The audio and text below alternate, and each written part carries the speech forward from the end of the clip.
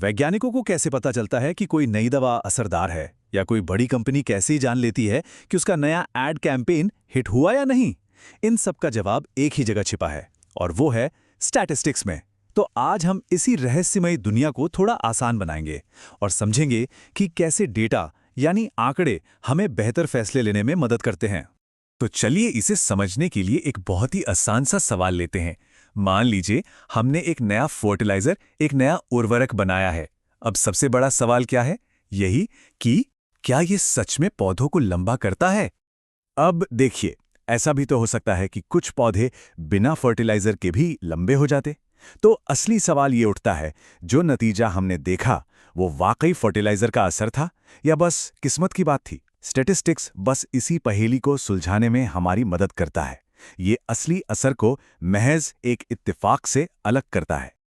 अब इस सवाल का जवाब देने के लिए हम सिर्फ एक दो पौधों को देखकर तो कोई नतीजे नहीं निकाल सकते, है ना? हमें एक प्रॉपर एक्सपेरिमेंट करना होगा और भरोसेमंद डेटा इकट्ठा करना होगा। तो हम क्या करेंगे?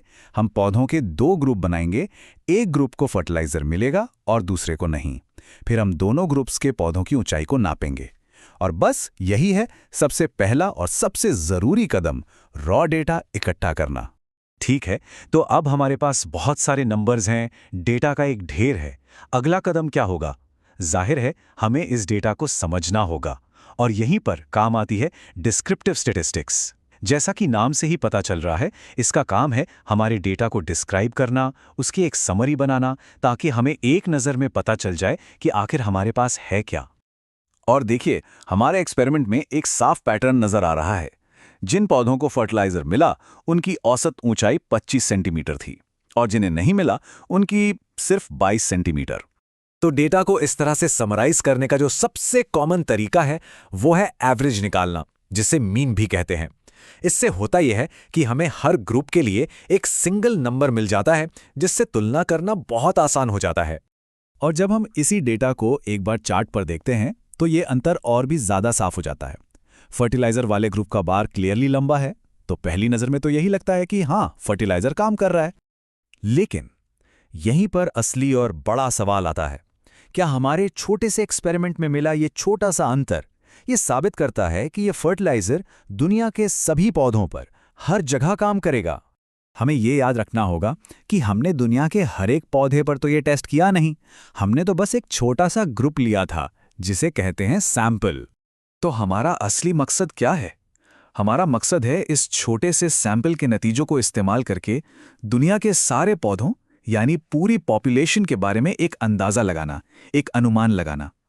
और इसी को इन्फेरेंशियल स्टैटिस्टिक्स कहते हैं, मतलब छोटे से डेटा से बड़े नतीजे निकालना।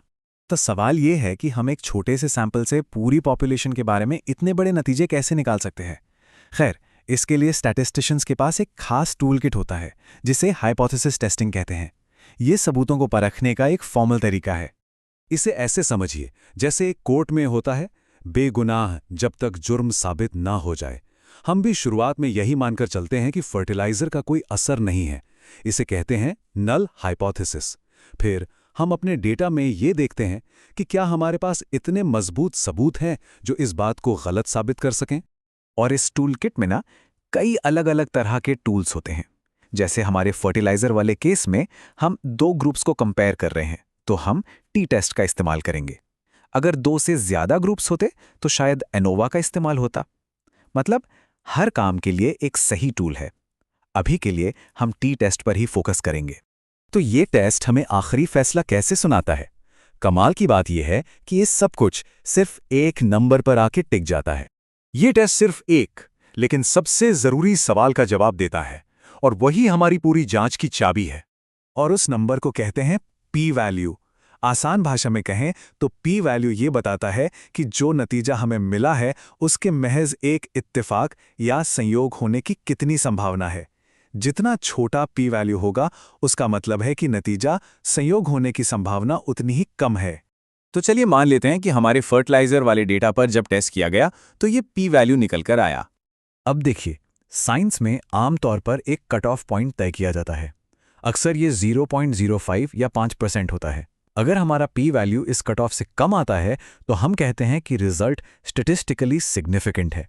इसका मतलब हमारे पास ये मानने की एक ठोस वजह है कि जो हमने देखा वो सिर्फ एक तुक्का नहीं था। और क्योंकि हमारा पी वैल्यू 0.05 से कम है, हम ये नतीजा निकाल सकते हैं कि जो अंतर हमने देखा वो किसी रैंडम चांस की वजह से नहीं है। ऐसा लगता है कि फर्टिलाइजर का वाकई में एक असली असर हो रहा है। लेकिन क्या सिग्निफिकेंट होने का मतलब ये है कि बात 100% साबित हो गई? यह एक बहुत ज़रूरी बात समझनी होगी। स्टैटिस्टिक्स कभी भी किसी चीज़ का पक्का सबूत नहीं देता। यह हमें सिर्फ संभावनाओं के बारे में बताता है, किसी बात के पक्के होने के बारे में नहीं। यह हमें सबूतों की मजबूती दिखाता है, लेकिन इस बात की गुंजाइश हमेशा रहती है कि शायद कोई और चीज़ भी हो जो नतीजों पर असर डाल रही हो। स्टैटिस्टिक्स में एक बहुत मशहूर कहावत है जो ये याद दिलाती है कि सिर्फ इसलिए कि दो चीज़ें एक दूसरे से जुड़ी हुई हैं, इसका ये मतलब नहीं कि एक की वजह से दूसरी हो रही है। जैसे हमारे ही केस को ले लीजिए। टेस्ट ने दिखाया कि असर सिग्निफिकेंट है, लेकिन सोचिए क्या होगा अगर जिन पौधों को फर्टिलाइजर मिला उन्हें धूप भी ज्यादा मिली हो? ये आखिरी सवाल हमें याद दिलाता है कि विज्ञान का सफर कभी खत्म नहीं होता। स्टैटिस्टिक्स हमें बहुत ताकतवर टूल्स तो देता है, लेकिन साथ ही ये हमें हमेशा अगला और बेहतर सवाल पूछने के लिए भी तैयार करता है।